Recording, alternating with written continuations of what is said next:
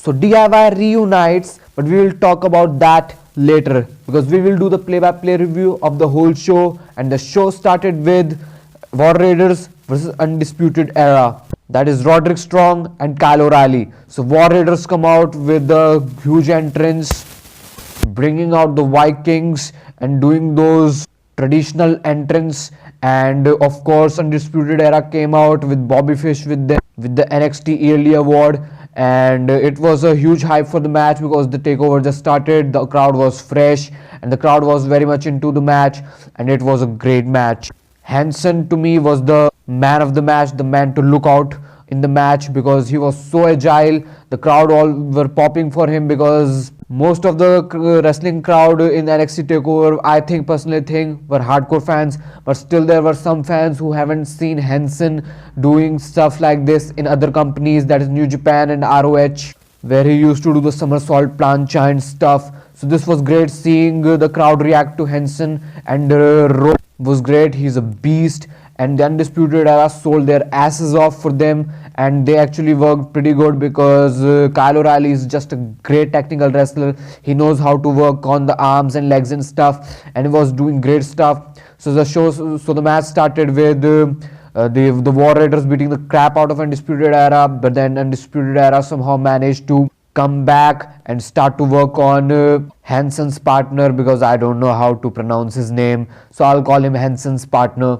and I'm never able to pronounce his name. So yes, Hansen did a dive, it was crash and burn, and then they start to work on Hansen's partner, and then it was just going on pretty great, but the War Raiders made a comeback and it was great stuff. Hansen was agile, Roy was impressing everyone, that is Hansen's partner, and of course they did the finish where they did the assisted leg drop, that is Hansen went to the top rope, but Roy was actually holding Kyle up, and then Hansen hit an Alabama jam on him, and it was the finish. War Raiders are your new NXT Tag Team Champions. Great stuff. I loved this match. This was my second favorite match of the night. As I made the video in the morning where I just watched the whole show, I thought this was the best match, but then I analyzed something and I kind of watched it again, and then I thought that this is the second best match. The best match was actually Ricochet versus Gargano, which we will talk about later. So yes, I will give it a 4.25 in the Monstar ratings. Yes, they are a thing, and I'm the new Dave Meltzer. So next up we got ourselves Kassius Ohno versus Matt Riddle. So it was a feud that is going on right now where Ohno is a cocky veteran and Riddle is this baby face, and he is just a cool bro. And so their previous NXT Takeover outing lasts for like 5 seconds. So this one was hopefully going to be longer than that, and it did went to a certain time. The match itself was the weakest match to me out of the bunch, because from what I have seen of Ohno and Riddle, they both had some great matches in 2016, and those matches are the reason that Matt Riddle is considered one of the best wrestlers in the world. But these matches were kind of underwhelming. That is what happened now, and I know it was kind of stiff and thing like that, and I like those kind of matches, but man, it was just something was missing because Ohno doesn't feel credible to me, and people don't give a crap about Ohno. And I know he is a Dolph Ziggler of NXT, and he just works on putting guys over and have first feuds with them, but this is just kind of weak for me because I know the result of this match already. There's no anticipation in the match, and the crowd are also not that much into Riddle. I personally think as of right now they are kind of trying to understand this bro stuff and his Californian style, but yeah, I think it is not that working that good for people to understand him. So the match itself was okay, it was good. There was some good strikes from both guys. The ending though was pretty good, where Matt Riddle just hit the Daniel Bryan elbows on Kassius Ohno and then made him tap out. The ending was innovative to me. So on the Monstar ratings, I will give it a 3 stars, which is actually okay. So next up we got ourselves the match of the night, for me at least. It is Ricochet. So next up we got ourselves a match between Ricochet and Johnny Gargano, and to me personally, the match of the night.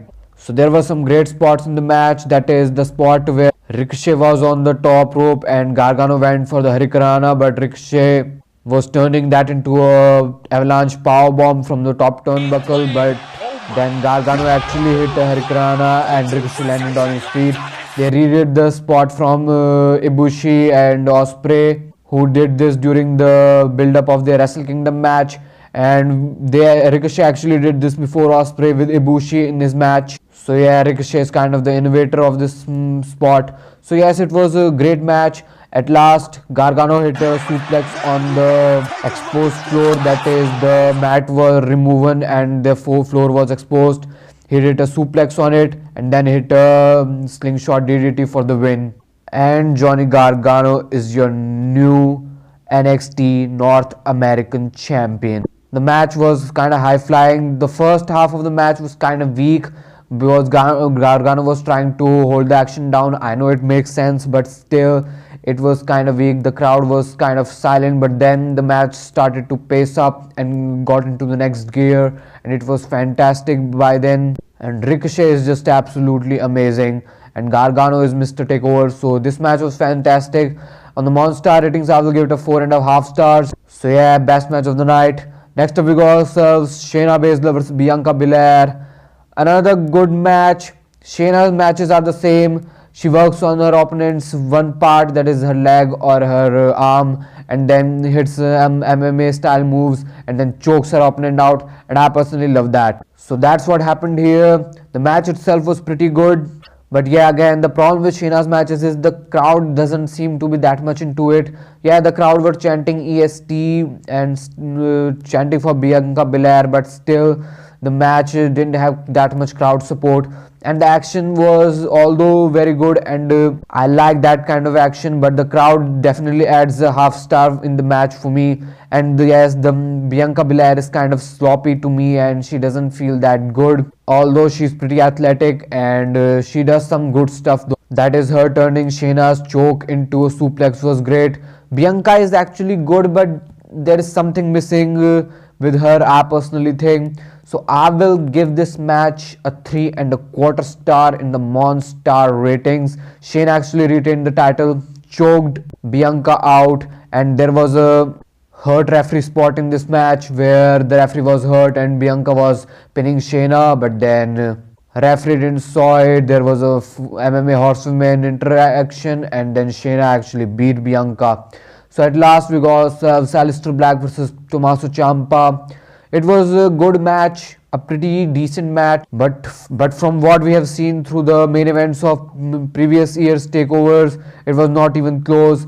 And the match between Black and Ciampa during the NXT taping where Ciampa won the title was far better than this match, I personally think. They did a good match and it was kind of stiff and pretty good, but there was something missing from it. The crowd was kind of dead from it because the show actually wasn't that good as crowd was expecting. They still had some great spots during the show and the show was actually great, but still not as good as people would have expected. At least me, I was disappointed kind of. So yeah, it had some kind of WWE style mixed in it. So I personally think the match was okay. It was the third best match of the night for me, but still there was something missing. When you talk about Black and Ciampa, both are great performers. The match was kind of underwhelming and they actually kind of slipped when they were doing announce table spots. The water from the water bottle fell off on the ground and Black just slipped, and there was some good stuff where Ciampa hit the draping DDT and then hit the elevated pedigree to Aleister Black, but Black just kicked out, but then he hit that again for the win. So Tommaso Ciampa remains your NXT champion. I will give it a 3.5 star on the Monstar ratings. So at last DIY just so Ciampa was celebrating. Johnny Gargano just came out and the crowd popped huge, and Gargano just stood beside Ciampa and the scene was awesome. Also there was a great looking draping cutter from Ciampa to Black on the apron, which looked fantastic, which was great. There's no doubt about that. And also Ciampa tried to do the same thing that Gargano did, that is using the exposed exposed floor, but it didn't work out that much for him. So yes guys, DIY just reunited, and let's see which direction they go. Although Johnny Gargano's eyes were on Ciampa's title, so I don't know what Johnny Gargano wants. At last it will lead to Johnny Gargano winning the title from Tommaso Ciampa, but let's see where this story unfolds. So yes guys, this was my NXT Takeover Phoenix review. If you guys enjoyed it, please give it a like, share and subscribe, and don't forget to comment in the comment section below. Thank you and have a cheerful day.